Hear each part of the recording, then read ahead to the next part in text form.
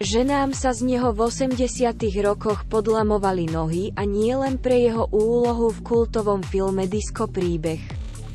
Na čierno-bielej fotografii je mladý herec s bujnými, novoromantickými vlasmi, z ktorého je dnes známy humorista a postava obľúbených sitcomov.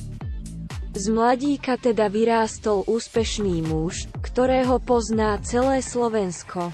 V rozhovore pre Top Star s úsmevom spomína aj na svoje školské časy a problémy s istou pani učiteľkou. Na fotke je Andy Kraus, ktorý má 56 rokov. Minulý rok sa taktiež vrátil k profesii, ktorú si vyskúšal už v časoch, keď ukončil vysokú školu.